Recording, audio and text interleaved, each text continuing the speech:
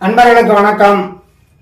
புலிப்பாணி சித்தருடைய அந்த புலிப்பாணி ஜோதிட முன்னூறு, அதில் இன்னைக்கு நாம பார்க்கறது 239வது பதிவு, பாடல் எண் 238. இப்ப இந்த பாடல்ல குரு தசையில அந்த சூரிய புத்தி நடக்கின்ற காலம், அந்த ஜாதகனுக்கு எந்த மாதிரியான பலாபலம் நடக்கும் அப்படிங்கிறத விவரமா சொல்லி இருக்கிறாங்க. முதல்ல நாம் அந்த பாடலை பார்த்துருவோம். வான் என்ற வியான திசை சூரிய புத்தி, வகையுடைய மாதம் அது 9 ஆகும். தான் என்ற நாளதுவும் 18 ஆகும். தன்மையுடன் அதன் பலனை சாற்ற கேளு.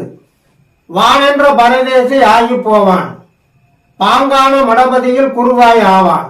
ஞானம் என்ற படியில் நின்று யோகம் எய்தி ஞாபகத்தில் சிவனடியை மறவான் காணே அப்படின்னு முடிச்சிருக்கிறார்.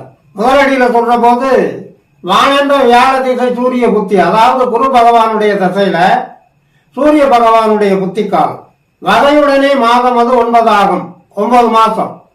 இதை தவிர எத்தனை நாள்கள் அப்படிங்கிறத அந்த 2வது அடியில தொடங்கி சொல்றார். தான் என்ற நாளதுவும் 18 ஆகும் அப்படின்னு சொல்லி இருக்கிறாருல்ல. ஆக குரு தசையில சூரிய புத்தி 9 மாசம் 18 நாள். எந்த மாதிரியான பலன்? தன்மையுடன் அதன் பலனை சாற்ற கேளு. வான் என்ற பரதேசி ஆகி போவான். ஆக இல்லற வாழ்வுல பிடித்தம் இல்லாம விலகி போகக்கூடியதான் பரதேசி ஆகி போவான் அப்படின்னு இங்க சுட்டி காட்டுறார். இறை நாட்டத்துல போறோம், அதைத்தான் இங்க சுட்டி காட்டுறார். பாங்கான மடபதியில் குருவாய் ஆவான். அப்ப நல்ல தெய்வ சக்தி வாய்ந்த திருமடங்கள்ல அதிபதியா இருப்பான்னு அர்த்தம், மடாதிபதியா இருப்பான்னு அர்த்தம். ஆசிரமங்களை தெய்வ திருமடங்களை அமைச்சு அதுல தலைமை தாங்கி பல பேருக்கு அன்னம் விட்டு பல பேருக்கு வாழ்க்கையில வழிகாட்டக்கூடிய குருவாய் அவனால நிமிர்ந்து நிற்பான், இறை சக்தியோட விளங்குவான் அப்படின்னு அர்த்தம். அடுத்து இறுதி அடியில சொல்லும் போது ஞானம் என்ற படியில் நின்று சிவஞான நிலையை அடைகிறது. தெய்வாம்சம் பொருந்திய நிலையில பல பேர் வணங்கக்கூடியவங்களா, பல பேர் அவரை ஆசானா ஏத்துக்கக்கூடிய அளவுல உயர்ந்து நிற்பாங்கன்னு அர்த்தம். இறைவனுக்கு சமமா வழங்குவாங்கன்னு அர்த்தம்.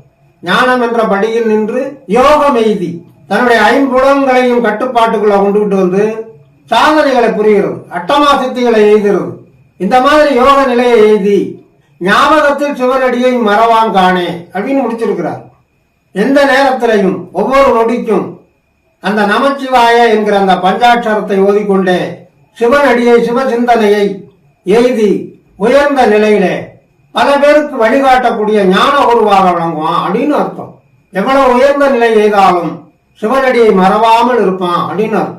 ஆக இந்த குரு தசையில சூரிய புத்திங்கிறது எந்த ஒரு ஜாதகனுக்கு நடந்தாலும் அந்த ஜாதகனுக்கு லக்னாதிபதி, 9ஆம் இடத்த அதிபதி, 5ஆம் அதிபதி வலுப்பெற்று இருக்கின்ற ஜாதகர்களுக்கு இறை நாட்டத்துல ஈடுபட செய்யக்கூடிய காலமா அந்த குரு தசை சூரிய புத்தி விளங்கும் அப்படிங்கிறத இங்க இந்த பாடல்ல புலிப்பாணி சித்தர் சுட்டி காட்டி இருக்கிறார் என்று சொல்லி, இனி அடுத்து வருகின்ற பாடலுக்கு உண்டான தெளிவான விளக்கம் காண தயாராகும். தொடர்ந்து வாருங்கள், ஆதரவு தாருங்கள் என்று கேட்டு இந்த அளவோடு நிறைவு செய்கிறேன். நன்றி, வணக்கம்.